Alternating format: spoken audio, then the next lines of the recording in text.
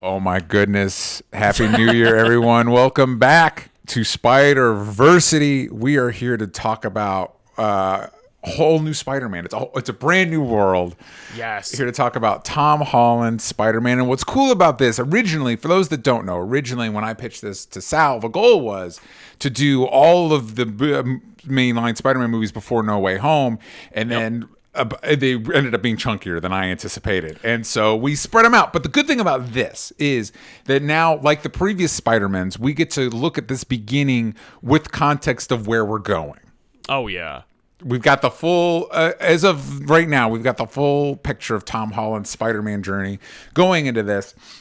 So for those just joining us, this is our exclusive Patreon show, SPIDERVERSITY. We may be dropping this episode for free on the mainline show. If you're like, where can I hear part 2? Or you're talking about, or the episodes where we talk about Andrew Garfield and Tobey Maguire. You can do that at patreon.com/onlystupid-answers. My name is DJ Wooldridge. With me as always is Sal. Sal, say hi. Hey, everybody, what's up? For those that don't know, where can they find you?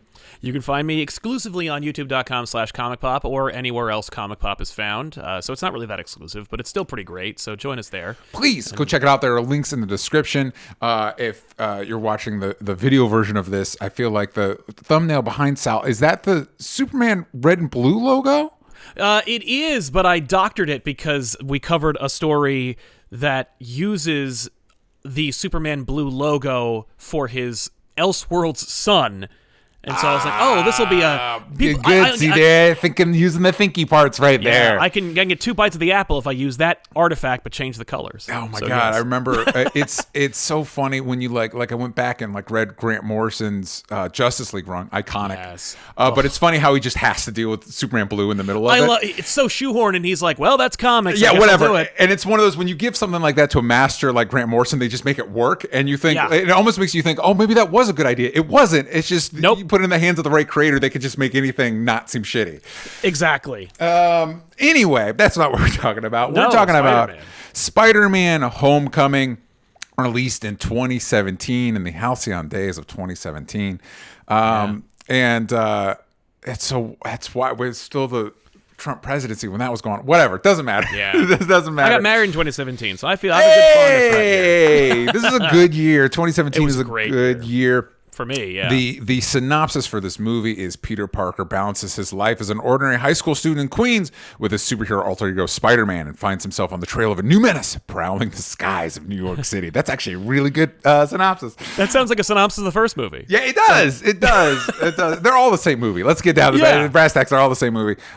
This is on Rotten Tomatoes. This has a 92% with an audience score of 87%.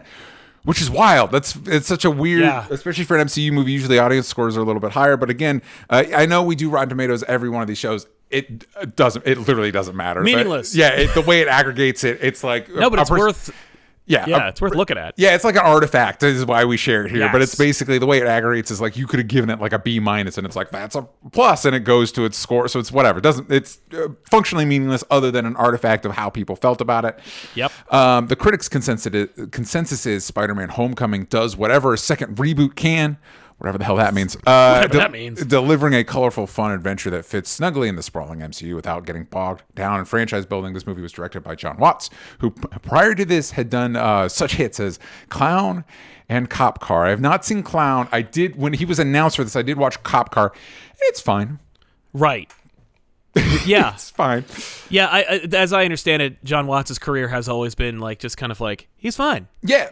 Yes. And that trend continues into his Spider-Man movies. I will say, watching this movie in the context of No Way Home, I was like, oh my God, is John Watts great? Because I'm watching him bring callbacks and shades of his previous... I'm like, there's a lot in here where I'm like, oh my God, I may have actually judged John Watts a little too harshly. I did not feel that way revisiting this movie, but we will get into it. That'll be a good discussion to have. And this movie was written by...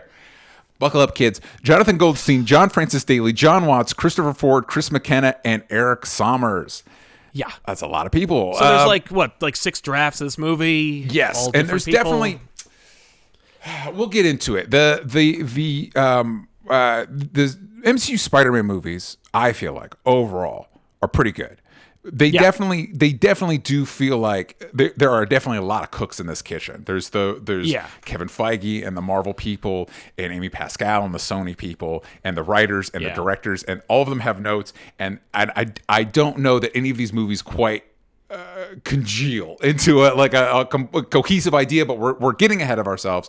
Before we dive into Homecoming proper, we should note that this is not Tom Holland's first appearance as Spider-Man. That is actually in Captain America: Civil War. I will admit that the idea briefly fluttered across my brain that maybe we should talk about Civil War, and that's nonsense. Right. We're not going to be talking about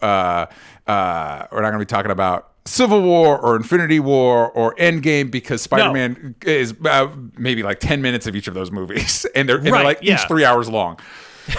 So we're not doing about that. him. Yeah, they're not about him, so we're not going to talk about him. However, I did want to take a second to talk about the scene in Civil War, because one, the Captain America: Civil War is still one of my favorite MCU movies.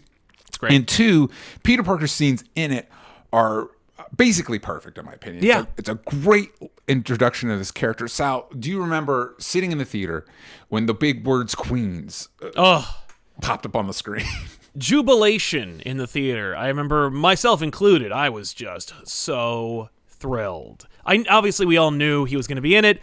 I wish I didn't. I wish there had never been a trailer. I was so hyped for the trailer, by the way. I was so thrilled to see Spider-Man in the trailer. Yes. But now I wish there had never been one, and I had been like so surprised to see Queens, because that title sting was such a great convention they put in this movie, and I'm convinced it's just to do that. Just to deliver this moment. I think you're probably right. This also reminds me, did Thor Ragnarok come out this same year, 2017? Or was it 2018? I think it was 2018. Well, but I remember you talk about the trailers. It's similar when you watch Thor Ragnarok and you're like, oh shit, I wish I didn't know Hulk was in this, because the way they lay the seeds out to the reveal is actually really good if you didn't know. But of course we all knew going in. He's in it. Yeah. But it is interesting how Marvel gets away with this revealing something that we all know, and yet we all still lose our minds, even though we all know. We all know it's going to happen. But you're right. The theater erupted. I think for me, it took me by surprise, because I actually was really invested in what the Civil War was doing, that I'd kind of forgotten that, like, oh, this is coming.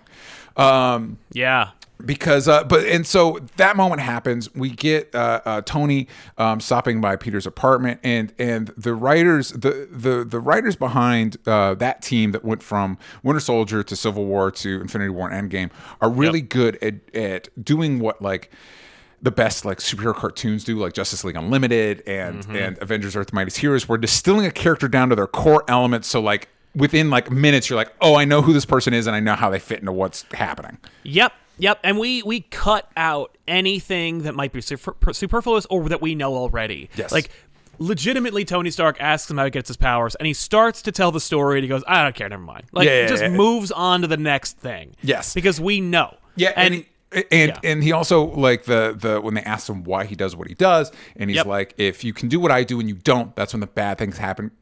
Really effectively implying Uncle Ben and working around it. I will say that in particular, but a lot of here, does lay the seeds for some of the problems of Tom Holland's, because we still, 3 movies in, we still don't have an answer to the whole Uncle Ben of it all, whether he even fucking exists. Yeah. Well, What If answered that question, because he literally name drops Uncle Ben in the What If episode, but does that count? Right. Yeah, it doesn't count. And also we see the suitcase in Far From Home, getting ahead of ourselves. Yeah. But then there's things in No Way Home where it seems like, wait, does he not exist? Yeah, like, because he doesn't flinch when the other Spider-Men talk about Uncle Ben. It's interesting. It's a weird dynamic.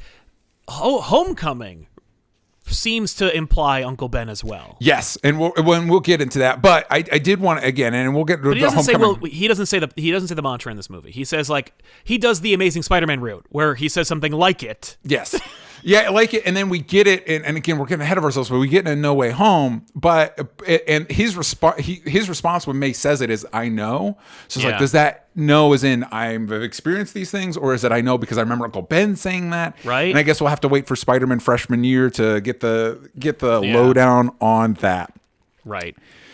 Anyway, super cool. Captain America: Civil War appearance in that is super cool. Yeah, it's a great introduction to the character. But I will also say, on some level, it is kind of a shame that we weren't able to, that the Andrew Garfield movies were bad and that he didn't get to be segued in there, because the one benefit we would have gotten from that is that we've established him as Spider-Man. He's Spider-Man, and there's not a chance that his journey as Spider-Man will get entirely derailed by Iron Man and the Avengers, which is kind of what happens in this movie. Well, or it will, but it's okay because he's already been Spider-Man for so long. Yeah, we've already gotten that, so now we're seeing a different flavor. We're seeing a different flavor. I mean, we are seeing a different flavor, but it's a different flavor for the beginning years of this character.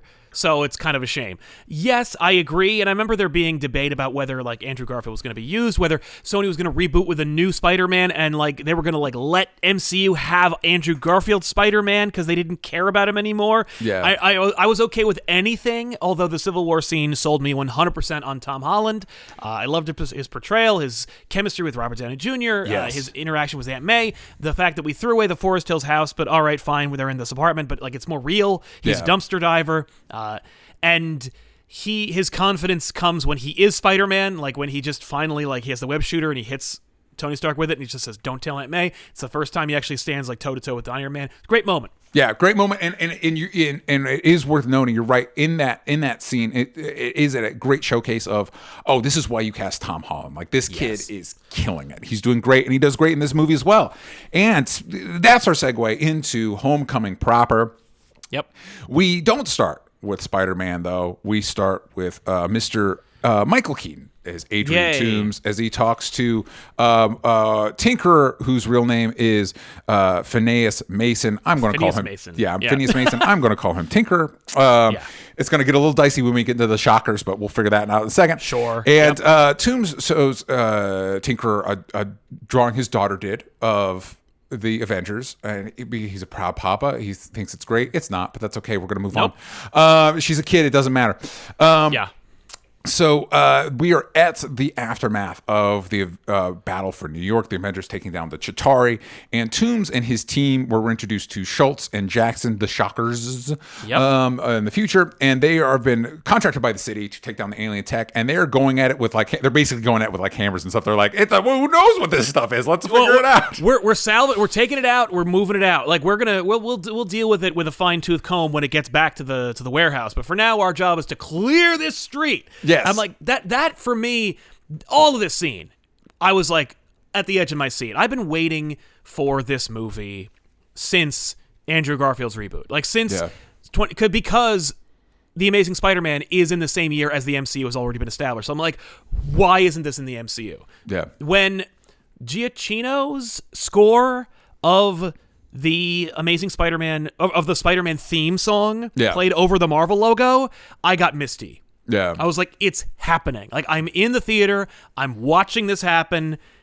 I am going to get Spider-Man in the Marvel Universe as he should be. Here we go. Then we get into this. Boom. Avengers Tower. Boom. Chitauri dead monsters. And damage control. Yes. And I'm like, hell yes. Yeah. We get Tyne Daly as Anne Marie Hogue from Damage Control. Wasn't there supposed to be a Damage Control show? I want to say there was, but maybe we're getting that confused with that other show with Alan Tudyk from DC. I don't know. There's a lot of like conflicting reports about what they were going to do with Damage Control, or at the very least what they were going to do with like TV shows, and especially back then when they were making Agents of S.H.I.E.L.D. and they had that Marvel's Most Wanted idea that was never going to happen. And maybe, but thank God they didn't, because it would have been non-canon, it would have been thrown away, and it would have been like half as good as it could have been if they'd done a Disney Plus show. But anyway, this is where we get Damage Control, and we've not only introduced Damage Control, we're introduced to basically our entire crew of thieves that will become our antagonists later.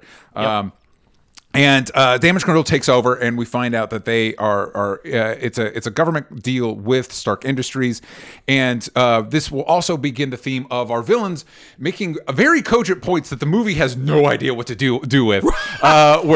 Schultz being like, "Wait, so they make the mess, and then they also get paid to clean it up?" And it's like, it's funny watching this movie now. It's like, wait.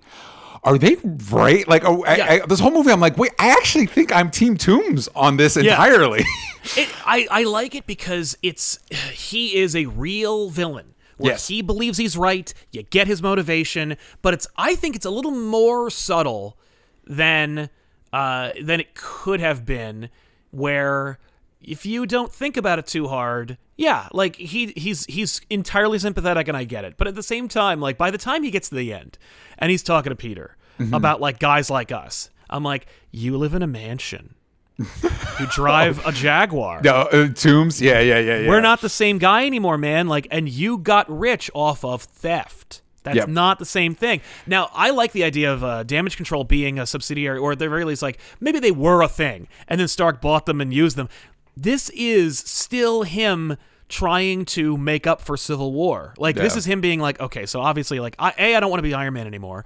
B, I feel personally responsible for like the Sokovia Accords, for the fallout with Cap, also for the deaths that took place in Wakanda. Like, I feel bad about all this stuff. Damage Control is his effort. Like, it's Tony Stark, so it's obviously egotistical, and it's obviously gonna like net him profit, but it's also this thing where he's like, this is all I know how to do to make this right. Like, I'm footing the bill. Yeah, we could have gotten like the city to pay contractors, but the city shouldn't have to pay for it. I'm paying for it. And it's like, that's kind of cool. But but he doesn't think about the fact that it screws over Tombs. I do think you've touched on a low-key, unintentional theme of the MCU, is that it doesn't really matter the good Tony Stark does. Tony Stark existing is just kind of a problem. Like, we shouldn't have Tony Starks is the answer to the question. Yes. But anyway, we get that's Endgame does that for us. So they're cleaning up, and Tinker makes a little cool hover device foreshadowing things to come, and we get it right away. Vulture says the world's changing. It's time to change too. Big card. Yeah. 8 years later, which we now know is just incorrect. It's just incorrect, and we haven't bothered to. I think if I were Feige, I would have gone back and been like, oh no, because there's a line too later that says he literally says 8 years, and I'm like, nope, it's 4. You're just wrong. Like, it's just wrong. It's just incorrect. And I can't believe how wrong they were. Like, I don't know who screwed that up or who continues to let it be screwed up, but it's just wrong. Like, do you mean to tell me that instead of it being that it's 4 years after the Battle of New York, it's actually 3 years in the future? Like, because are you telling me that Homecoming takes place in 2020? Yes. Like, that's what they're trying to say, and it's just no, the timelines don't match up. And at first I thought, when I first saw it in the theater, I was like, I guess because I know, like, at the time I knew that Iron Man 2, Hulk, and Thor all took place in the same week. So it's like, maybe Avengers takes place the next week. Like, I don't know, you know what I mean? Like, I don't, you know what I mean? And it's not until and then I thought about, but then you get into Civil War and stuff Vision says, where that timeline, it's wild how wrong it is. Oh, yeah. And how correctable it is, and how how publicly and glaringly they got it wrong, and how they just at this point it's just blind defiance. Just this refusal to just go in, just go in and change it to 4. Change it to 4, or get rid of the year card just altogether. Get rid of it entirely. Even after I looked up to see if I could get like a direct answer, and of course, like, Kevin Feige deflected the shit out of it, and now it's just not a thing. But he even mentions in the thing, he's like, we try to not specifically mention years, and it's like, this is why, and this is why comics don't do it, and this is why you shouldn't do that shit. Right, except for Endgame, where it's literally it's dependent on it. You need to. They constantly reference years. Yeah, but yeah. So anyway, in this time, Tomb's operation has grown. He's got employees. He's got a whole. They probably got 401ks. They probably got healthcare. It's a whole thing. And we see him land in the Vulture armor, and I gotta say, fucking Vulture looks cool as shit. What a great. You all will learn listening to these episodes. I have plenty of issues with these movies. One I don't have is the way they utilize villains like Vulture and Mysterio and update them in ways that are true to the character, but also fucking cool. Yep. His plumage collar is dope. The plume, because it's a flight jacket, and then the mask, which is like a flight suit, and the it has idea like a little Vulture face on it. It's great. Making him a scavenger, somebody that's which is true to the Vulture thing. Because as a kid, the only time Vulture was vaguely interesting was there was a point where he actually like sucked the youth from people like a vampire. He was a vampire. Yeah, and I'm like, I guess that's the best you can do with Vulture. It's like, no, this is the thing. This is great. This is really good. Yep. Cool. Agreed. And then we get one of the best parts of this movie, which is a film by Peter Parker. This is where you talk about, we get the Marvel fanfare with the Spider-Man theme. Yep. And this is a recap essentially to flesh out and establish Civil War for the one person that I guess didn't see Civil War before this movie. I think they just want to make it like, how does it fit? Like, how does it fit? When does it take place? And yeah, so we get he's filming leading up to it. We find out this is his first time on a plane, which is a great detail. We also see in a bit of foreshadowing that there's no pilot to the plane, which is also, if I'm being honest, very creepy. I don't care that it's auto. Just have a dude sitting there. You need a guy in there. I mean, that's very Iron Man, but like, and I think that's been up there since Iron Man 2. Yes. But yeah, no, it's still. I don't care who invented it. Yes, don't do it. And so it is interesting. Peter in the scene very pointedly says no one's told him why he's there, which is wild to me. Yeah, just you're going to Germany. See you later. And he said something about Captain America. Cap went crazy. You got to go to Germany. Yeah. Okay. This is the moment where you start getting. There's little moments like you're like, oh yeah, his involvement in Civil War doesn't actually make sense. I love it, but it doesn't really make any sense. Anyway, it doesn't matter. Yeah. So and the other thing that's a little bit of a stretch is he's actually filming during the Civil War fight. It's like, well, doesn't make any sense. It doesn't work. I mean, also his "Hey everyone" is like timed differently. Like, yeah, he says "Hey everyone" in the trailer that way, but he doesn't actually say it until much later. Yeah. But they timed it wrong. In any case, that whole sequence is cute and fun. The spider suit looks very fake in the film by Peter Parker scene, and in a couple of other sequences throughout the movie. Yeah, and it's. One of my issues with Spider-Man in Civil War is, and of course now we live in the future, we know they had a spider suit and they just CG'd over it. And I think this is one of those issues where the amount of people that need to, because of the Sony Marvel aspect of it, the amount of people that need to sign off on something, there feels like there's a lot of elements that get pushed off till the very last minute, including the design of the spider suit. And you're right. I was looking forward to coming in this movie. It's like, okay, the suit was entirely CG in Civil War, but now he's got a whole movie and it'll be better. And it's hit or miss. Yeah, it's hit or miss, but when it hits hard. I love the Homecoming suit. I love the design. And when it's in person, it's great. Yeah, totally agreed. I think the Homecoming design is if not my favorite design, one of my favorite Spider-Man designs, which is the bummer of the CG of it, because it's like the actual design of it, it's really solid. It's really good. Right. And when it looks like a cartoon, it's just it's a shame, but it's one of those things that I always say about when it comes to CG in a story that I'm engaged in. I was watching this movie literally last night with my wife, and I was so engrossed in the story that like my brain was like, that looks really cartoony, and I'm like, yeah, but I'm still invested in the story. Like, I don't care. And Marvel really banks on that. Like, Marvel counts on that hard. Disney Marvel does that a lot, where they're like, you better just be invested in the story because we've pretty much stopped trying when it comes to certain CG elements. And we're just gonna, we're just gonna, and especially, and again, I don't know if it's because like my co-host Roxy and I on the main show we're talking about Phase 4, and I don't know if it's because literally in 1 year Phase 4 we got 9 different Marvel projects, or if it's because most of those were filmed during COVID. Yeah. But there's a lot of like, oh, these actors are not in the same room, obviously not in the same room. Yeah, and that's a real damn shame. Yeah. Anyway, it's on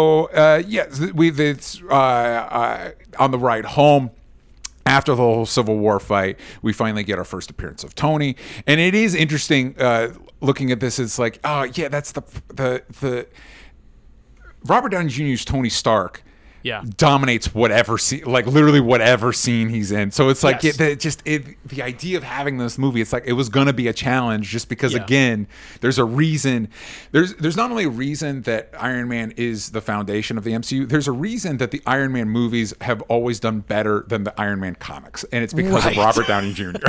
Yes, but Iron Man / Tony Stark in this movie. I know that a lot of people are really critical of it, and I know that like this is the beginning of the Iron Man Jr. nonsense, which I don't really subscribe to and I don't really care for, because I'm like, well, you got 5 other movies with Spider-Man in them, not including the animated one, which is the perfect film. Like, let's have one where it's his mentor's Iron Man, but in this, Peter and Toomes are paralleled because both of them get screwed over by Tony Stark's hubris, and it's like, kind of remarkable how Tony doesn't, like, Tony thinks he's doing the right thing in both instances. He's like, I'm going to take over the cleanup of New York, and I screwed over this guy without thinking about it. I'm going to I'm going to mentor this superhero because I need one. Because the Avengers is literally me and a robot, and I need like a superhero on my freaking team, but I don't think about him day to day, and I just like I don't think about the impact of a fatherless child and what that will do to him. Yes. So like he leaves Peter a wreck when he leaves, and that shot of him just standing there and the car goes like that hard cut is so funny. It's a great like laugh sting, but it's also this like gut punch because like Peter believes everything he says. So Peter's like, yeah, and obviously it's played for laughs, and we're enjoying the fact that like he's texting Happy all the time, but like that is what Stark does to him. He abandons him until he needs him. And when he becomes a problem, he deals with it like Iron Man and not like a human being. And it's like really neat that they did that, and they don't like they don't tell you. They just show you through film. And I'm like, that's a movie. Like, way to go. Anyway. So yeah, like you said, he says that we'll call you. He pointedly says that he's not an Avenger. Yep. And I do like the transition from the home video to Spider-Man, like, oh, you're letting me keep the suit. Yes. And which is a great transition, but also it will get to the one of my main issues with the movie is that goddamn fucking, we spent so much goddamn time on that fucking suit. I don't give a shit about the suit. Right. I will also say, just I don't know if it's because media has changed, but like the film by Peter Parker, I remember in the theater, it was a little jarring to watch a cell phone footage for that long. Yeah. Watching it again, it was seamless. Like I was invested in the Peter Parker like cell phone movie. Yeah. And when it transitioned, it was such a soft transition that I was like, wow, like I guess media has changed to the point where I'm used to seeing that kind of thing on TV. Yeah. It was a really cool transition where I'm like, this is a little bit ahead of its time. Where it was actually able to go like, no, people will watch a cell phone movie for 4 minutes. Yeah.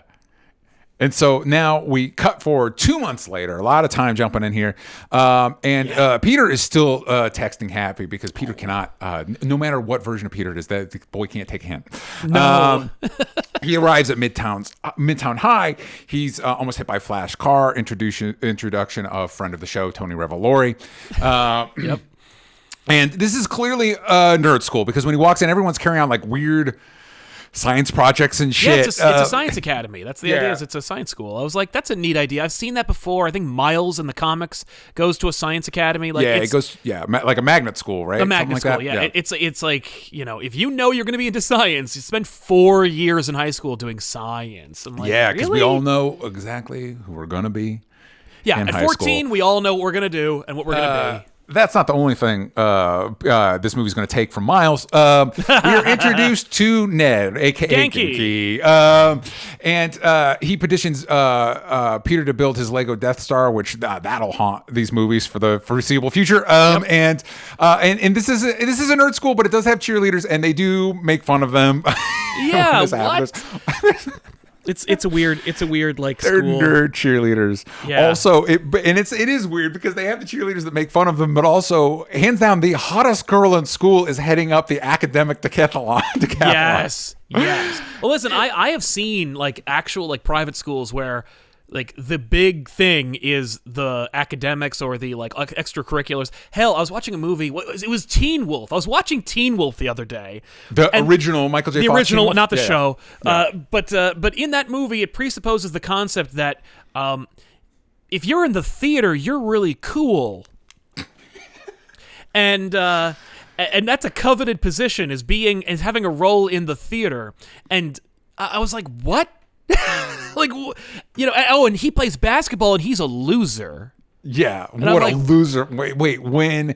Well, and again, that goes back, I think the entire premise of the 21 Jump Street movie is the idea that like, hey, social dynamics have changed in high school. It's not necessarily just jock or whatever. Yeah. So anyway.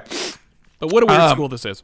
So yeah, Peter says he can't hang out with Ned because of the Stark internship, which is code for being Spider-Man. Yep. A little unclear about whether Tony is like giving him a stipend to do Spider-Man stuff. No, I think it's a cover story. I think it's actually I loved the Stark internship because it was a way better excuse that is still read the same way by the supporting cast. He's like, I got to go Stark internship, and they're like, you have other important things to do, but I get why you're doing it, but I still am going to judge you for it. And I'm like, that's really cool. I think it. Sorry, who would say what you were going to say? Just the Stark internship is not being arrested via the Sokovia Accords. Yeah, 100%. And so we get our first introduction to Liz, who's walking down the hall in the classic slow-mo, googly eyes. In class, Flash answers a question wrong that Peter gets right, and this I feel like this is mostly just to establish that he gets the nickname Flash because he always wants to be first, and it doesn't mean he's always right. We see that Peter makes his web fluid in chemistry class, which seems very like, how does he get it into the? He like stirs it and it starts webbing out. It's like, how do you get it into the? I assume that's like test phasing, where it's like if it reacts, then I know to. Then I know this is the right thing. So Peter and Ned talk about Liz's clothes, like is that a new top she's wearing? Yeah, I've never heard of that, but okay. Yeah, and thankfully Zendaya's Michelle's is there to call them out on it. And she very specifically says here she doesn't have friends. Yep. Which will be something we discuss later. And Peter tells Martin Starr, who plays a teacher, who I guess is supposed to be, I think the story is supposed to be from. Well, it's weird because he's supposed to be the same guy from Incredible Hulk. Yeah. But also the cell phone guy from Shang-Chi, cell phone guy from Shang-Chi, is in this movie, and the two characters have different names. Right. So whatever. Which is also why don't give years. Also, random characters like that, don't give them names because then maybe they can be the same guy in Shang-Chi. Yeah. Hell, they did this. That's not the only example in this movie where the principal was on the Howling Commandos and they went like, oh, right. And they just went, oh, oops. And then they went, oh, to fix it, we'll just put his picture as the Howling Commando on the desk and say he's an identical grandpa. Like, yes. Okay. We all have our identical grandpas. Yeah, looking at my grandpa, I looked exactly like him. Exactly, 100%. In they're talking about the nationals for the decathlon. Yep. With Martin Starr, and he's like, "Oh, I can't go because of what the Stark internship." And this is where we learn Michelle knows all the extracurriculars he drops. So we're subtly dropping that she's into him. Yeah.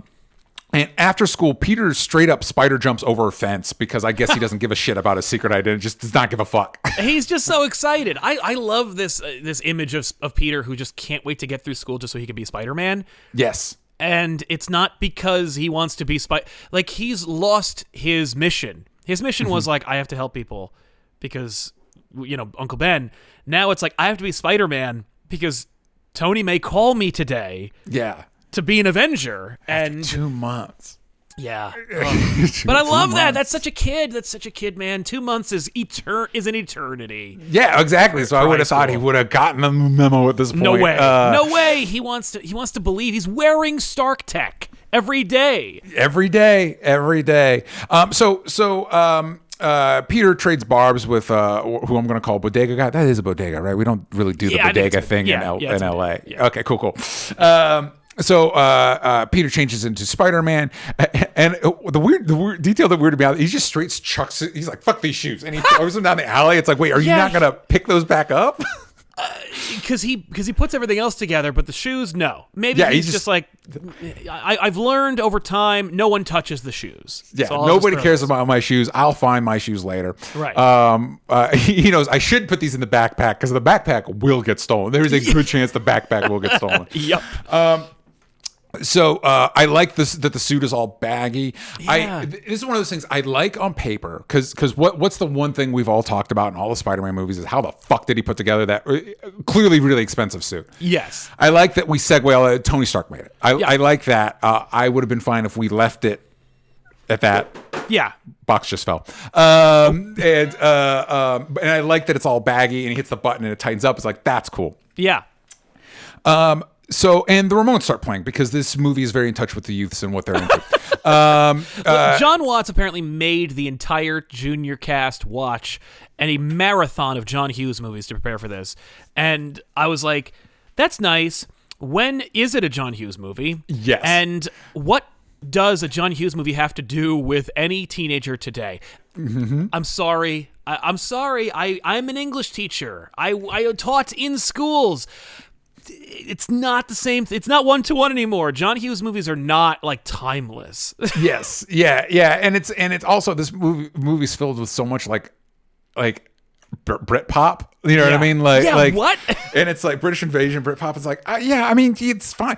My only problem with it is it never seems to coincide with like what's actually happening. Like it's just there. It's just wallpaper. No. Like remember in Civil War when Left Hand Free played to cue up Spider-Man? Yeah. And like that was really cool and relevant. Yeah. And then Homecoming comes and it's just what John Watts listened to in his bedroom in high school. Mm-hmm. And he's like, it's the same thing. It's the same thing. And I'm like, no, it's not. It's not that. Like, this is not What's Up Danger. This is not the same thing, man. Yeah, no, it is not. So, and we get a day in the life of a friendly neighborhood Spider-Man, which is a delightfully low-key scene. He stops a bike thief. He gives an old woman directions. He keeps a guy from stealing his own car.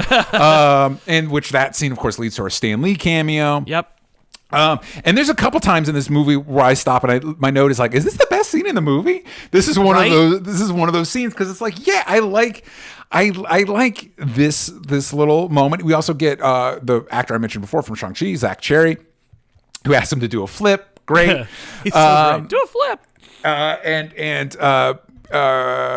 Peter calls Happy to update him. I think we utilize Happy a little too much in these movies, but this moment where he's like, a lady gave me a churro, it's like, oh, it's cute. Yeah. There's also that shot of the sun setting against New York and him on the scaffolding with his mask up, eating lunch is a comic book panel come to life, and like this movie is choked with those, and not in a suffocating way, in a way that like is a celebration. Yep. For me, I'm like, yes, you did it. Like, what a triumph. Way to go. And so now we get to another one of my like, wait, is this the best scene in the movie? So Peter comes across an ATM robbery with a bunch of guys in Avengers masks using Tomb's text. And I like the idea that the Tombs and his thieves are stealing tech from like Chitauri and Ultron. I think that's great. All those little nods, the idea of like moving Avengers Tower and those little nods was great. This actually might be my favorite use of like, listen, I like crime movies. A big part of crime movies is a bunch of dipshits in plastic masks. And I like, it'd be the Avengers. It provides an organic way for Spider-Man to do a bunch of quips. Like he talks about not having met Thor or Hulk yet. Yep. It's great. The quips, I think, were better in the trailer. It's a completely different scene from the trailer to this scene. Yeah. You know, I don't remember the trailer quips. In the trailer when he says, "You guys aren't the real Avengers," I know Hulk gives it away. Like it's just I remember that. That is a good one. I like that a lot better than this one. It felt really, I don't know, felt very 80-yard. Also, when he's like suspended in the air, despite like the attention to detail is amazing in this movie. Like people at the seat, like from the visual effects department, they're like, okay, well no, like he sticks to the floor, so it needs to pull the floor up along with his adhesion, and I'm like, that's awesome. It's too bad he looks like a cartoon character. Yeah. The other thing that's a little like the joke doesn't click for me is when the bodega guy is like, oh, Spider-Man's fighting the Avengers. Like, that's not what you would say, because well, he says, "Are you in on the bit?" Like, what do you? For me, he's just saying they're like, "Well, can you describe what you're seeing?" Yeah, Spider-Man's fighting the Avengers, and so I like that a lot. I like that moment, but I get it. I hear you. Yeah. And so the goons aren't good with the tech, a little out of their pay grade, which is a great like indication of why Spider-Man needs to stop. Yes, why this is a hazard. And I do have questions about how they're just robbing ATMs. Where'd you get the money for the space gun? But whatever. I'm assuming they're just their friend rates. Like you're Adrian Toombs, you're selling Chitauri tech. You don't know what that street value is on power generators and anti-grav guns. Like, so you're just charging the same amount you charge for like an Uzi or an assault rifle. Yeah, it's basically the same thing. Yeah. And they straight up fucking cut the bodega in half. And the bodega guy's lucky he also was not cut in half. His cat's safe too. Cat's safe too. It's so cute. I love that cat. It's so fat and fluffy. It's such a flat, fluffy cat. I don't know if I want it right there where they're making the sandwiches. I have a cat. I don't necessarily want it around my food prep area. My house is covered in cat hair, and I vacuum twice a day. And but I will also say, accurate. Yeah. Bodega cats are a real thing, so get used to cat hair. Well, and of course, I got to mention from Spider-Man Miles Morales, the game, Spider-Cat, which is the greatest. Spider-Cat. but it's just greatest. It's just the greatest. Yeah. So Peter calls. We see Happy. He's packing up Avengers Tower.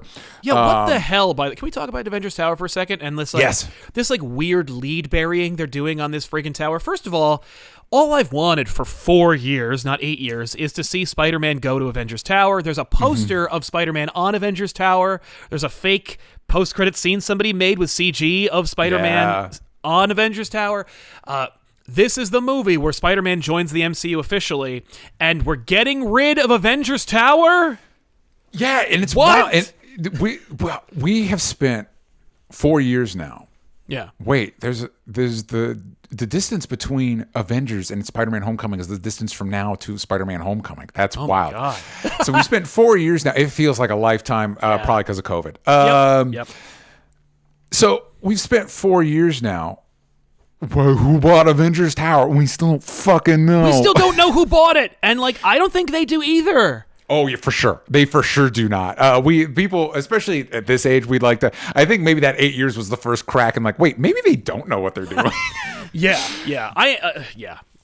So anyway, Peter sneaks in his room, not realizing that Ned is there, which. The scene is shot very well. I don't know how the person crawling on the ceiling doesn't notice there's a not small person sitting on his bed. Yeah. But whatever. But I was I remember watching it and being and knowing that Ned's in it and being this is really well shot. So Peter tells Ned to keep it a secret. Ned admits that that's probably not going to happen. Yep. And here's the Uncle Ben nod when Peter says, with everything that happened to her, referring to Aunt May, please don't tell it. Yeah. And which is great. I have confusions now, 2 more movies later, but at the time I was like, oh, cool. Yep. Yeah. No, we get it. We're okay. We get it. This might be a good opportunity to ask you your thoughts on Ned, on the Genki of it all. What do you because I like the actor's name is Jacob Batalon, correct? Yeah. Jacob Batalon. I like Jacob Batalon. I like him in the role. I have mixed feelings on his inclusion. Right. They need him. It's actually funny because I think Karen's invention is to preserve the inner monologue nature of Spider-Man. So that he has speech bubbles in the movie, but Ned is also there to do that. And yes, this Peter Parker needs a lot of hand holding. He always needs somebody to tell him where to go and what to do. Yeah. I fundamentally don't. I like the idea of Peter having no friends, or at the very least of his friends being rare or forged in fire. Through time. But at the same time, Genki is a great character in the Miles universe, and he provides such a terrific role for Miles in that universe. And Into the Spider-Verse has proven you don't really need Genki. Mm-hmm. Miles is a strong enough character on his own. And so what do you do with him? I like their interaction, their friendship, their relationship, especially because they're both losers and they both neither of them have friends of their own. Yeah. And I think it's unbelievable for, everybody talks about Peter's a huge loser, and I'm Peter has hooked up with no fewer than a dozen beautiful women. Yeah, he is no dead loser. Gorgeous women. Yeah, and also every one of his movies he's played by get this, a movie star, right? A movie star who is beautiful, and it's so I don't believe that this Peter Parker would not have a friend. Yeah, and I like the idea of him having a friend to bounce these ideas off of, especially now in the wake of No Way Home. Yeah, yes. I think when I look on this, because I'm like you, I think I like Spider-Man feeling isolated. I think my other issue is one of the things that makes Spider-Man, I think, if not one of the greatest comic book characters of all time, is his supporting cast. And I think one of the issues is with the impetus behind Homecoming is the creators behind it clearly haven't heard of, if it ain't broke, don't fix it. Right. Because they just went in let's change everything. And so that supporting cast, that great supporting cast he has, throw it in the trash. We're going to create a new one. Right? Or we're gonna weirdly cast different people. For some reason, they had this weird bug up their ass about doing Betty Brant, played by Gwen Stacy. Yes. Mary Jane, played by Michelle Jones. Ned Leeds, Genki. Genki. What is happening? There are so many characters in this movie where that is what they did, and I'm why did you do that? Yeah, and I think watching this movie again, and again, no offense to Jake Batalon, I think he's really great. I think great. what I would have done as for, I guess, because of the things that I like about the character, I would have subbed Michelle in. I would have either picked a lane. She's either Michelle or MJ. We'll get into that in a minute. Right. But subbed her for the story we're telling. It would have been similar to the way Gwen was utilized in the Spectacular Spider-Man, where they're friends and she has feelings, but he's too much of a dipshit to be clued into that. It's all they needed to do. And it would have helped. It would have made the MCU, I feel like, overall better now. Phase 4 has done a better job with this. Has not done great with its female characters, and I think there's very few better examples of that than the Spider-Man movies. These Spider-Man movies, because of the way they treat Aunt May and MJ, which gets better as it goes on. But here it's like women are love interests. That's all they can work with. It's interesting. I don't know if it's because Marissa Tomei is so excellent, or if it's because they just let her, they gave her the room, but she's so good in this movie, and there's so much there that is not said or shown. That's not said. Yeah. I know people are like, yeah, Marissa Tomei, why is she's so hot and young, and that's all they did. There's a lot in there. There's a lot in her character where she is she knows the backstory. A lot of these characters don't know. You know, it's like Ned doesn't know that Uncle Ben died or something in that scene, but Aunt May / Marissa Tomei knows all the stuff that's happening in these scenes, and she is so good at portraying this woman who is possibly a widower. Yeah. And we don't know, and neither did they, so they're we don't know, just play it however. And so she does, and she's she's experienced tragedy, and she's trying to make this work. This isn't my son, but he is my son, and I'm trying to give him boundaries, because I'm maybe when I got him, I was 25. Mm-hmm. I was not young, I was not old enough to raise a kid, and I did anyway, and I made it work, and I'm doing I'm living my life. She's so good, and this movie just helped to reinforce. I don't think Aunt May is a weak character in these movies. I think she's incredible, and I don't think it's because of the writing, but I do think that at the very least, the director gets out of Marissa Tomei's way, or he's really good and he's giving her really good direction. I don't know which one it is. Yeah, I think Marissa Tomei does a lot with what she's given. I do wish she was given the opportunity earlier to be the emotional anchor that Rosemary Harris and Sally Field were in those movies, because I think she could have. Because we don't get that with Aunt May, because we sort of give it to Tony Stark. We'll get into that a little bit. We needed at least one scene. Because the scene of her preparing she has every scene she's in, she steals the show. Yeah, we needed the conversation. Yeah, and apparently there was a scene that was cut that whatever, that she helps a kid or something, and we see that Peter gets some of his heroic stuff from her. But you're right, watching this again, the moment she's given, it's there is something here, and I do think it's Marissa Tomei that's bringing it. Whatever. Yeah. So speaking of which, Peter goes with May to get Ty. They have a long conversation about LARB. We do find out that May doesn't like Stark, which tracks. We find out he asks for a new backpack. We find out he's lost 5 this year. The one overriding thing we get from May in this movie is she is chill as fuck. Yeah, she's very chill. She's very chill. So LARB, Ty Guy gives them hot sticky rice. Ha ha ha ha. So now we get a little moment. We go back to school, and Ned's asking Peter about all this. Do you have all these spider abilities? We find out the spider is dead. Yep, I love that line. I'm like, hey, we know it's not coming back. Yeah. And then we get Hannibal Buress. Oh, this is another fun moment. We get Hannibal Buress showing the Captain America gym video, and I like his little I think this guy might be a war criminal now, but I'm required by the state to play these. Yeah, and that kind of plays up in No Way Home, where he's also he hates superheroes and he's a conspiracy theorist or some nonsense. Yes, it's fun. You mean that scene where we got the 3 famous teachers from these movies to just stand there, and they're clearly not on the same soundstage as Tom Holland? Yeah, and they're just goodbye. Yeah, we are no longer in the film. Yeah. But I like that Cap scene. Every Cap moment in this is phenomenal. It's fun. And again, great. It's another just smart use of that makes sense. That would probably be a thing in this universe. Sure. It's really cool that they got, and I love that he's wearing the Avengers suit, because it's after the first Avengers movie, they're like, Cap, we need you to help make these stupid infomercials. He's like, okay, I'll help you with that. Yes. And because after that, he doesn't wear that suit anymore. Chris Evans famously hates that suit and doesn't want to wear it ever. So I love seeing him in it. I like that suit from the neck down. Yeah. It's okay. The helmet situation, we really dialed in the suit by the time we got to Endgame. It's like, this is the suit. This is what we're dealing. Yeah. Well, Captain America, what was it? Was it Civil War where he just goes back to the Smithsonian and grabs the one he wore in World War II? And yeah, that's the better suit. So, Peter and Ned, when they're in the gym, we get in the gym class. We get some cool moments. We see that Michelle is working out by lifting her book.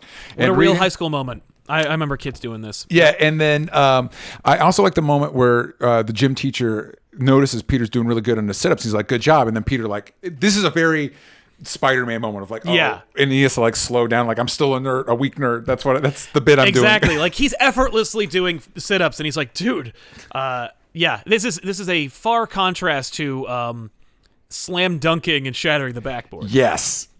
Yes. And they overhear Michelle talking with the other girl. No, excuse me. Sorry, Liz. They overhear Liz talking about the other girls about superheroes, and she mentions that she kind of has a thing for Spider-Man. Yep. And this is where it's bad that Ned knows. The one thing I do like, I when they first like, oh, he's got a friend and he's in on him, I'm like, that's not Spider-Man. Spider-Man's supposed to be isolated. I do like that Ned knowing is a hurdle. Like, Ned knowing is a problem. It's not like, it doesn't make Peter's life easier. No, exactly. This is not, this doesn't take the burden off. Yeah. I got to deal with this now. Yeah, I gotta do this, and I can't fucking kill Ned, or can't. Yep. No, I can't do it. I can't do it. So Ned blurts out that he knows Spider-Man. God damn it, Ned! And Flash teases him over, of course. Yep. He says that Peter should invite Spider-Man to Liz's party, this is how Peter finds out about Liz's party. Although she seems cool about it. She's like, yeah, come. Liz seems cool. Yeah, exactly. Liz is cool and chill, and I like her more in this like rewatch where I'm like, yeah, like this chick is like pretty cool with everything. Like she's rolling with the popular people, but she's also like she's a senior. Yeah, and she's at that point in this in senior year where she's like, oh right, like none of this matters. So, yeah, I'll hang out with the sophomore. Yeah. It is weird. It's it's interesting. Peter, like, so what is he? We've said he's a sophomore. Yeah, is he a sophomore here? He's 15 in this movie. He's in this senior girl. And it's like, yeah, that's not going to happen, my guy. Anyway. Nah, I mean, it does, but like, no, man, no. Meanwhile, all the adult Avengers are dating women 10 to 15 years younger than them. Yeah. So, cool May scene. May drops Peter and Ned off at Liz's party. Very pumps Ned up. Good energy from May. I like Ned's little like the hat gives me confidence. I love him wearing that hat. That's such a high school thing where it's like, it is. I wear this dumb hat. Oh, I have some stupid hats in my past. Yeah. Yeah. I'm very thankful that like the fedora was not a thing. Yeah. Or at the very least, it had come and gone. I don't know. I don't remember. I remember not being attracted. I remember liking fedoras, like finding them cool on suits in people in movies. Yes. And being like, I can't just wear one. I got to have a suit that matches. And I'm like, that's never going to happen. So that's the end of it. Yeah, that's the end of the road. So Flash is the DJ at the party because of course he is. And at first Peter's not going to do it. He says Spider-Man's not a party trick. And then Flash teases him, and then he's going to do it. It's so great. I like that. I think that's so cute. Like, it was such a great Spider-Man moment. Spider-Man's not a party trick; it's a responsibility, and that's like. And they make fun of him. But I'm 15. Exactly. It is a testament to Peter's fortitude that he didn't immediately tell everybody he's fucking Spider-Man.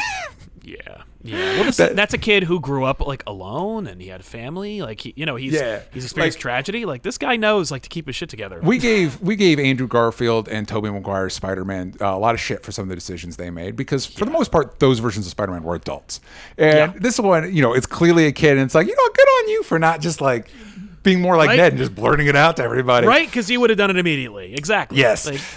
So as he's getting dressed as Spider-Man to go in, he sees an explosion, and this is some comic book timing right here. This is. Yep. I've gone back and started like rewatching Batman Beyond, and there's so much of like I just happened to be in the area when this thing went down. Yeah, I was doing teenage stuff over here, and supervillain stuff happened in the same area. So now wild. So now I'm involved. Yep. So. Another good sequence. Spider-Man goes to swing to it, but he's in the suburbs, so there's nothing to swing on. I was like, oh my god, that's the thy commuter cometh, like Peter David story. I'm like, that's amazing. It's also, we're still in New York. Like, Yes. I remember complaining like a while ago where I'm like, man, I wish that Spider-Man movies like took place in New York. And I'm like, this movie, 90% of it is in New York. Yes, and again, I do. When we'll get into this, at this point in the movie, we're very much in the part that I think really works, at least works for me. Yeah. And I like changes like this. I think work. We'll get into later. I do kind of wish when we get to the Washington Monument, it feels like a more dialed in movie would have seen that we're building to him doing skyscrapers in New York and then it doesn't do anything with it. Right. Which I think is a problem of these movies where it's like we set something up that then we don't, because it's not, we're not telling a story. We're throwing, like a lot of modern blockbusters, we're just throwing a bunch of ideas at you. Yeah. And then leaving. Well, it's so weird, like just the fact that they were like, let's put 6 Spider-Man villains in this movie. Yeah, and it's weird rewatching it because I know, and I still think for the most part it works, and it definitely works better than Amazing Spider-Man 2 and Spider-Man 3, the amount of villains. But it's also interesting rewatching how utterly superfluous they are. The Shockers don't do anything for the movie. They don't do anything. There's no need to do that. Yeah. The Tinkerer, I was like, I can't believe the Tinkerer's in this movie. Like, I can't believe they put Tinkerer in a movie. Way to go. Yes. But then there's Scorpion is in this movie for a few seconds. Yeah, for a few seconds, which I thought we would have paid that off a little bit sooner. Than Everybody wants to pay that off. I'm like, I don't think that actor is big enough to put into a headlining Spider-Man movie. Which is a bummer. He's in Better Call Saul. He's really great in that show. I actually like the actor a lot. He played a brief role on Orphan Black. He's really good. Right, and he's a good character actor, and he'd be a great Scorpion. But like, you can't headline a Spider-Man movie with a great character actor. Like, that's a bummer. Paul Giamatti proved you can't just have a character actor in your movie. And that guy was an Oscar winner. Yeah. So anyway, that's true. So he has to run. He literally has to hoof it over to where the explosion is. He goes there, and a character whose name is Jackson, which every time I had to write his name, I had to look it up. He's Shocker 1. Is trying to sell Childish Gambino a gun made from an Ultron arm. And I love this line from Donald Glover. Listen, man, I'm just trying to stick somebody up. I'm not trying to blast them back in time. I'm not trying to blast back in time. No, Donald Glover is amazing in this movie. It's really understated. Like, he's, it's easy to just be like, he really slept walk through this movie, but like, he's playing a character from Queen. Like, he's playing a dude from Queens who robs people. Yes. And it's like, yep, that's him. him. I still want a Donald Glover Prowler movie, but I can't believe, I'm like, also he's Aaron Davis and he's Prowler in this movie, and I'm like, wow. First of all, Aaron Davis is ultimate Prowler, not Hobie Brown. Miss you. But hey, listen, like, it's Donald Glover. He didn't sign on without signing a contract for 3 movies. So where is Prowler? Where is Prowler? Here's my Prowler pitch. Aaron Davis, low-level crook, but he's shown some promise. So Hobie Brown, who is the original Prowler, experienced. You get like a Will Smith. You get like big boy to play original Prowler. He mentors him. It's a heist movie with the 2 Prowlers. Of course, Hobie Smith probably betrays Aaron Davis, something like that. You lay the seeds for Miles. Anyway, that's my Prowler pitch. We're gonna move on. Oh, I'd love to see it. Sony, call me up. So Spider-Man's cell phone goes off. Peter's cell phone goes off. They're about to shoot Donald Glover. Love this. This might actually be my favorite moment in the movie. Spidey jumps down and is like, "Hey, if you're going to shoot somebody, I'm Spider-Man. Shoot me." Yeah, love exactly. It. Rock solid Spider-Man moment. Jackson clocks Spider-Man with a special glove, which is interesting that that's the direction we went with Shocker. That it's now Power Glove. Sure. Yeah. Nobody. I like Shocker because he's a great like. In the animated series, like, we're doing Venom. What's a throwaway villain we can throw at Spider-Man? Shocker. Any Spider-Man game, what's like a one-off, no-name villain we can throw? Shocker. Like, he's that guy. So I like Shocker, but whatever, it doesn't matter. No, it's cool they did Shocker. It's and the Herman version wears a Shocker costume. Yeah, and also Bokeem Woodbine is so amazing. He's in the second season. I think it's the second season of Fargo. He's also in the new Ghostbusters. Completely wasted in that movie. Bokeem Woodbine is a really terrific actor. So it's like, bring him back. Anyway. Yeah. But that's not what we're talking about. We're talking about Logan Marshall Green as Jackson. Yeah. So, I lost my notes. Here we go. So Jackson clocks Spidey with the glove. The Shockers drive off, but Spider-Man like web lines it, and they start dragging him through the suburbs. Yep. They lose him for a second, and Spidey tries to chase him through the backyards. And in case there was any mystery of what movie we're referencing, yeah. One of the lot of house parties going on, by the way, on this particular night in wherever they're in whatever part of New York. I guess they're in not Queens, Forest Hills, maybe. I don't know. And weird. One of the parties is playing Ferris Bueller, and Peter says, "Great movie." And I've got to be honest with you, it is a great movie. I have questions about Peter's movie knowledge because in Civil War he was like, "Oh, remember that ancient movie, Empire Strikes Back?" But he's also seen Ferris Bueller. It's like, you seem more hip to this stuff. Whatever. He is a movie buff who also like doesn't know the word for AT-ATs. I'm like, you are full of it. Like, are you trying to look cool in front of Ant-Man? Because it's not working. It's not working. But I was like, oh, this is fun. They're doing the tracking shot. I'm like, this is great. And then they showed that they're watching Ferris Bueller. I'm like, come on. Yeah. You don't need to do that. We get it. The kids get it. So finally, this is cool. Spider-Man finally catches up with him. He's about to jump on the van, and then Vulture clocks his ass and drags him up into space. I guess the Vulture costume doesn't have the freezing problem the Iron Man costume did. And his chute, is there something that activated the chute? Was it just the amount of height? I think it's just the amount of altitude. Yeah. Yeah. Also, props to this movie for actually doing the like chonky round spider on the back. That is like the biggest sin is losing that after every other version of the Spider-Man costume. That's my Spider-Man back is the chunky boy spider on the back. Yeah, and I also feel like I just saw art. I think it was Paolo Rivera, one of those artists that did a version of it that made it look even more like a circle. It looked really rad, and it's like, yeah, we should do this more. Anyway. Yeah, I agree.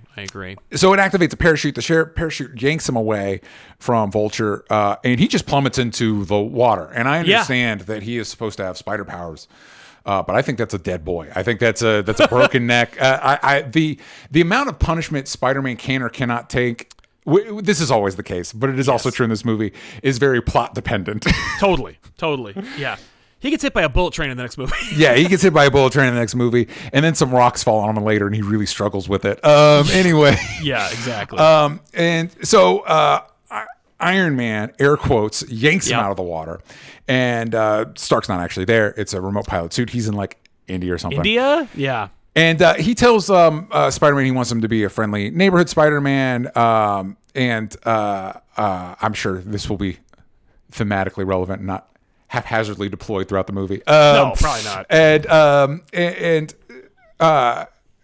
Stark does mention the woman, because he told Happy, woman gave me a churro. Stark mentions it here, and I do have he's questions. Getting the reports. Yeah, like, I have questions about their them. level of involvement, because it seems like they don't give a shit, but then he is paying attention to the reports. Yeah.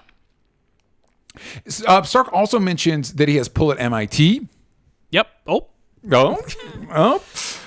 Too bad he's fucking dead by the time they need it. Yeah, I really could have used that letter. You didn't write that letter recommendation early, man? Come on. No, Tony doesn't think ahead on stuff. No. Ned calls him. Spidey comes across. He goes back to the scene of the crime, comes across a piece of alien tech, just puts it in his pocket. Just puts it in his pocket. And Ned calls, and Flash is leading a chant of Penis Parker at the party. I love Ned goes, the hat's not working, Peter. That's not working. He goes back to it, though. He doesn't give up on the hat. He returns to the hat later in the movie. He does keep using that hat, yeah. Back at the villainous lair, Vulture returns to the lair pissed, and Tinker mentions the big one. He's going to mention this throughout. Vulture's not having it. He's like, no, I don't want to do the big one. Jackson and Schultz return, and Vulture makes fun of Jackson, calling himself the Shocker. Yep. Much. Vulture kicks Jackson off the crew, and Jackson threatens to out him, clearly not realizing how dead he is. The organization he is. I do love this moment where Vulture grabs one of the guns and incinerates him, and he thinks it's like he's like, wait, I thought that was the gravity gun. It's like, that's cool. The yeah, I like that a lot. He's like, and I love that. That's kind of like almost like a character moment for him, where he's like I'm not a murderer. Yeah. Like I'm not a crazy psycho, and he blew this guy up, and he's like, that was surprisingly easy. And I will continue to do this from now on. Yeah, I guess the rails are off now. We can just anything goes. Yeah. And then he gives Schultz the gauntlet. He says, "You're the Shocker now." Yeah. So Peter is just whacking that alien Jim with a hammer in shop class, and I sure do hope that nobody in this movie intends to have kids later on because No, they're just handling glowy alien stuff haphazardly. Oh yeah, very accurate portrayal of a shop teacher though. Yeah. Keep your hands clear. And Schultz shows up at Peter's school looking for him. This might have been a more opportune time to throw in the school bus fight, but whatever. Back. No, I don't need to. Way better. Yeah, I don't need to backseat quarterback this movie. Peter follows Schultz and the other guy to the shop room, and of course, it's there tracking them. I do want to mention when they go in the shop room. I don't know if you saw this, Al, but there was a giant pillar of faces. And I don't know why is that there? Who built it? What is the context of the pillar of faces? I don't know. It's a mystery that will never be solved. No, I don't get it. I mean, like the mural I get, and I like the callbacks, like Erskine's on there and Howard Stark's on there, but like the pillar, I don't know. Yeah. Okay. Well, cool. Maybe I just didn't know if it was something I missed. So Peter hits Schultz with the spider tracer, which is amazing. However, I do kind of wish it looked more like the one in the comics. Me too. It was just a little fat. Little spider guy. Whatever. Yeah, but it's Stark tech. Like Peter presumably didn't invent it. He doesn't use spider sense to track it anyway. Yeah. But hopefully, maybe in the future he'll do that. Where he's like, I reverse engineered the idea that Stark had, and I tuned it with my extrasensory perception, which no one in any Spider-Man movie yet has called a spider sense. Yes, it's better than calling it, as the Morbius trailers do, bat radar. Bat radar, I love that. You mean sonar? Yeah, you mean sonar is what you're talking about, but whatever. He's got some kind of bat radar. Oh my god, spectacular. So I do kind of wish. I feel like this would have been a great movie to do that, where like Tony gives him the suit, and it's just a suit, and then he reverse engineers a lot of gadgets because he uses a lot of cool Spider-Man gadgets that were just given to him. Yeah, that I guess Tony invented in the afternoon after he saw. He took one look at Spider-Man like, I got all this stuff handled. Yeah, no, I buy that. Like Tony was in the shop or wherever, and he's watching YouTube, and he comes across the spider thing, and he's like, and he doesn't immediately know how they did it, so he investigates it further. He looks up reports. He uses his Jarvis tech to just invade everyone's privacy. Finds out it's not fake. Then goes in and goes like, well, I mean, like if I owned Spider-Man, I'd probably do this, that. He can't help himself. It's one of those things where it's like, I'm up at 4 a.m, I'm going to make 16 Iron Man suits. I can't help myself. I'm obsessive. I invented time travel because I couldn't sleep. So like now I'm gonna upgrade Spider-Man. Solid point. He did invent time travel in a later movie, right? So he spider traces Schultz. They track it to Maryland. Ned wears the Spider-Man mask in this. It's so cute. I love him wearing it. Yeah. And this is Peter decides to rejoin the academic decathlon because it's going to be in DC, which is close to Maryland. Yep. And Michelle mentions wanting to protest at the Capitol. Because at this point she's kind of mostly just a sketch. She's just a loose sketch of a human being. Yeah, that's right. And I am referring her as Michelle at this point because that is who she is at this point. Yep. So on the ride to DC, we see a little like a roadside sign that mentions the Triskelion cleanup. Happy calls Peter because he sees that he left New York, which again, it's like, how involved are you guys in the Peter situation? Because he was texting you 2 months. Nothing. Yeah. Now you're like dialed in. I'm confused. Well, it's literally just like, well, you're within this borough. You don't leave. Tony probably has like a little like you have 2 monitors, you have all these apps. He has a Peter app that's just like, if he leaves the 5 boroughs, I get a beep. Yeah, dude, this is like some Batman shit where we find out like Tony literally has a tracker in like literally every Avenger, Captain America. He made all their suits. Oh man, that must be a deleted scene in Civil War. Anyway, where's that? So at the hotel, Peter and Ned remove the tracker in Peter's suit. This is the first time we get a little look at the inside, which of course we get a better look at in No Way Home. It's gold and black. They did it. Like they actually noticed. I was like, holy crap. Now that being said, I am convinced that the suit in No Way Home that he wears to like deal with multiversal threats was originally a magic suit. There's no way you can convince me it was going to be inside out. But the fact that Stark spider suits are gold and black on the inside is kind of a cool throwback. Way to go. So Ned, because again, every high schooler in Queens is a super genius. Ned sees there's a bunch of systems blocked by what's called the training wheels protocol. I do like that Peter protests the training wheels protocol by jumping on a bed. By jumping on a bed like an indolent child. Yeah, I love it. It's great. He gets Ned to remove the training wheels protocol, and he appeals to Ned's dream of being the guy in the chair, because it doesn't matter what universe you're in. Every Peter is a little bit of an asshole. Just a little bit of an asshole. Right? Little bit manipulative. Yeah. Peter makes Ned keep the glowing thing. Yep. You hang on to it. Oh, man. Peter, listen, you got bit by a radioactive spider. You're probably going to be fine. Don't just go handing out glowy rocks to your friends. No. I mean, he screws up a lot in this movie, and I love it. Like, I'm there for it. Like, I'm like, wow, he screws up and he tries to make it right, but he goes and fixes his own problems, and I'm like, that's really cool. Like, this is but one of many screw ups in his life and in this movie that he does. So Peter goes to sneak out, and he finds out that the others are sneaking out with Liz, and Liz invites them to go to the pool. Go to the pool, Peter. And he's like, I need to study. And she's like, oh, you're the smartest guy I know. And we find out how important the decathlon is to Liz and the one-bed characterization she gets. Yep. However, in a very Spider-Man moment, he does not go to the pool. He suits up as Spider-Man. Yep. And when he puts on the suit, now that the training wheel protocols start, that's when the AI activates. Yes. And for me, this is where the movie starts to, it's like, oh... I don't like this. So the AI literally gives Peter a step-by-step guide how to get, like, literally telling him like when to jump off the vehicle that he's on. Yep. And this leads to a gas station where Tinker and Shocker and some other dude I don't care about are lying in wait. And the suit offers Spider-Man an enhanced combat mode, which activates instant kill mode. Yeah. Why? Why is that in there? because Tony has no problem murdering people, and he assumes everyone's like him. I actually thought it was a cute moment when it's like activating instant kill mode. He's like, no, what? Yeah, don't do that. I'm going to use that on aliens later. Yeah, I had a huge problem with him using instant kill mode in the in Endgame, despite it being played for laughs and it being kind of a fun callback. Like, I'm like, that's a fun callback. Peter would never use instant kill anything on anybody, although he is using it on those like Outriders, so it's like they're dogs.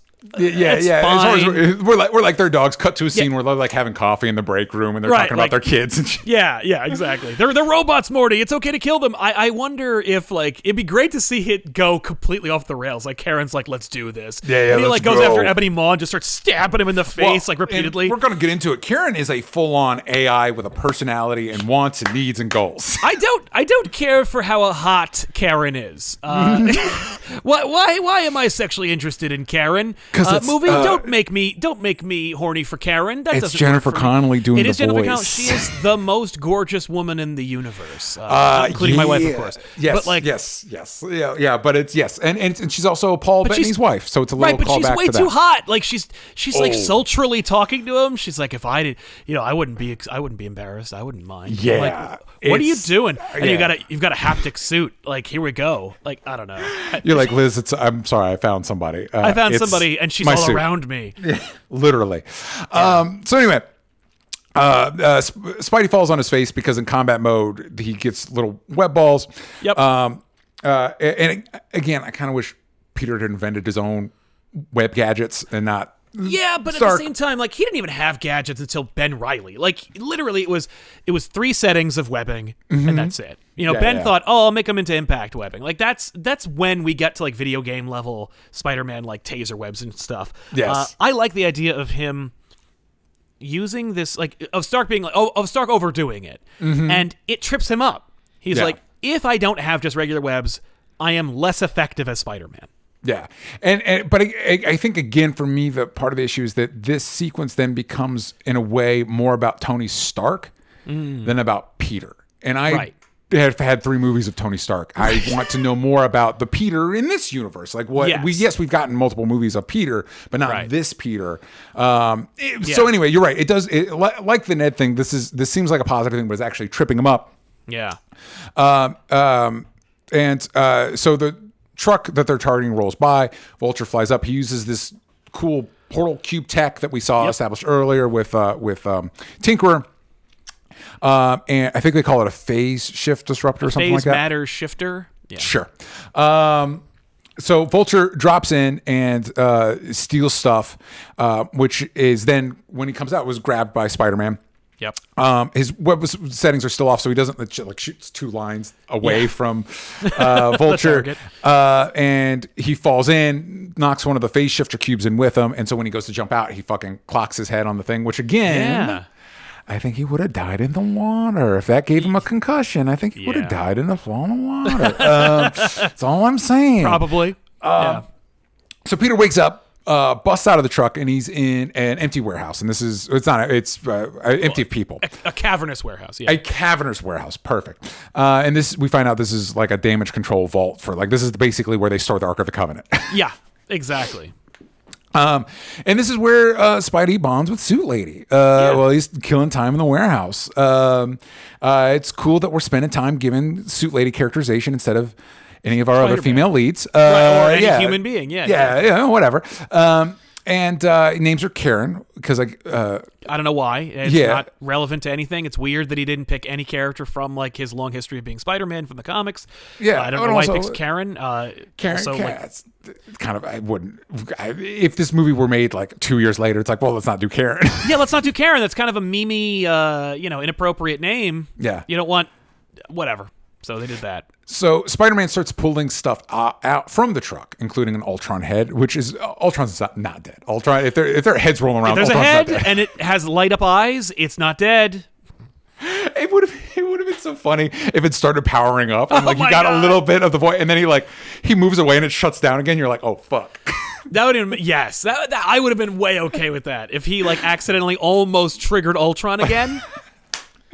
Oh shit! Or he's like, oh, I live, and he's like, oh no, and just turns it off. He just flips the switch and like sets it back. That would have been great. God. Yes. So we didn't want to pay for James Spader to come back. Since they didn't for What If, which is and if What If proved anything, it's his voice is not the easiest to mimic. No, it's not. Yeah, no, you just pay the extra money and get James Spader. That's why you just get James Spader. Anyway, we find out that the glowy thing, because he finds another one in here, the glowy thing is functionally a bomb, and all it needs is literally the slightest bit of radiation, and it will blow up. Yeah. So Peter spends the night. I do like this. Peter spends the night trying to unlock the door, going through all the stuff. I like. Got to use the TI-83 out calculator. Like he is being that's, the suit doesn't know what to do. It's like, I don't have Wi-Fi. And he's like, okay. And he's just, doing calculations. The little thing with him wearing the yellow decathlon jacket, it's like the way they promoted that movie is smart because it's like, it looks good. It's a cool look. Yeah, it's a cool look for Spider-Man. It's a great poster too.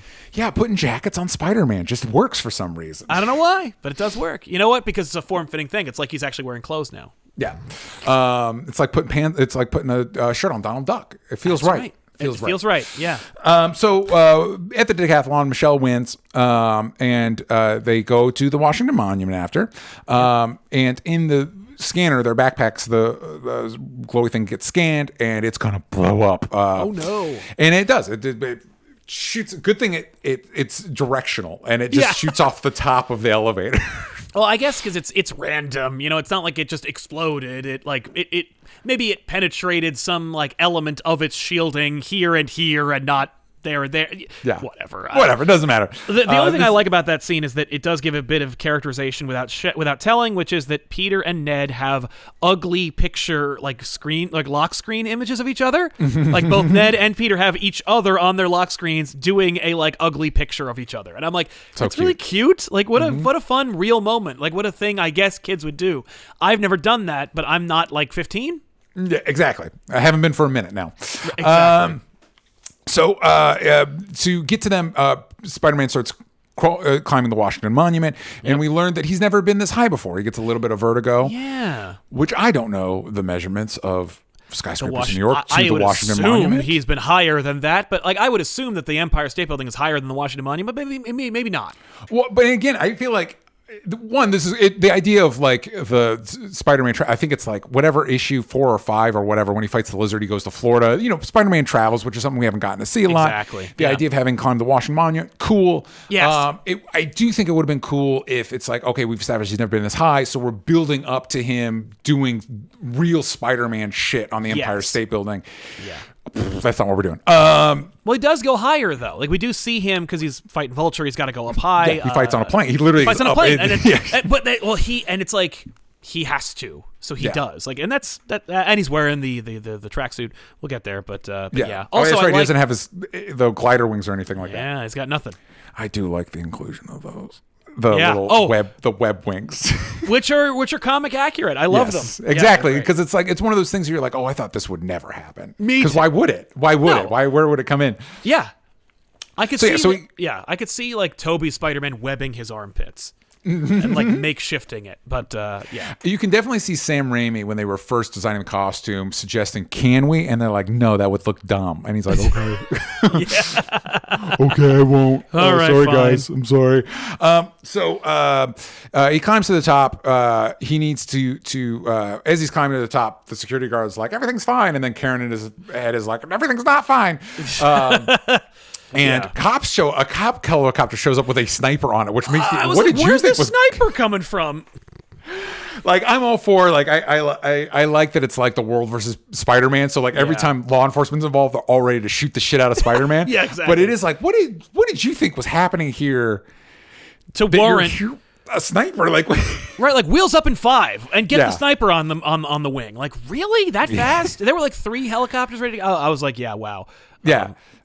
But you know, it adds the tension to the scene, I guess. So all right. Yeah, so he uses the glider wings to glide over the helicopter, swing in, punch through the window he's supposed to get through, slides in, grabs the elevator. This is a pretty cool scene.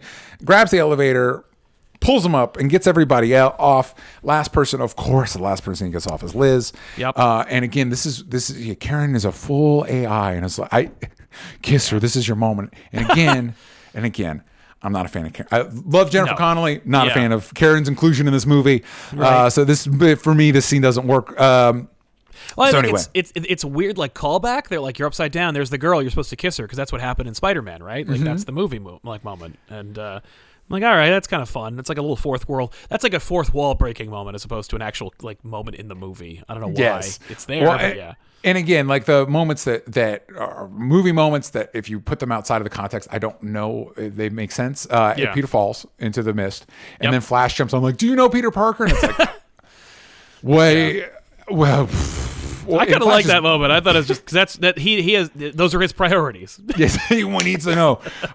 Even after Spider-Man might have fallen to his death. Hey, Yeah, I mean, Do dude, you know dude Peter saved Parker? the trophy first. Like, yeah, he saved the trophy first. He saved himself first. I love Tony. We've had him on the show. Great guy. And he's great. He's great here. And I think there's no better spot for us to stop episode 1. Spider-Man takes DC. Sal, yeah. before we go, remind the kids at home where they can find you. You can find me over at youtube.com/comicpop. Check us out. We're gonna have a good old time. We talk about Spider-Man sometimes. Occasionally, once or twice, probably. Yeah, a lot. If you are listening to this on Patreon, thank you to being a patron. If for some reason we drop this episode for free and you want to hear part 2 or you want to listen to our other Spider-Verse episodes, you can do that at patreon.com/onlystupid answers. You can find me at DJ Talks Trash, and you can find Only Stupid Answers everywhere that matters at Only Stupid Answers. Thank you all. And please tune in for part 2, more Vultures, more Iron Mans, Yeah. and more plane fights. And we'll see you all next time. Bye, everybody.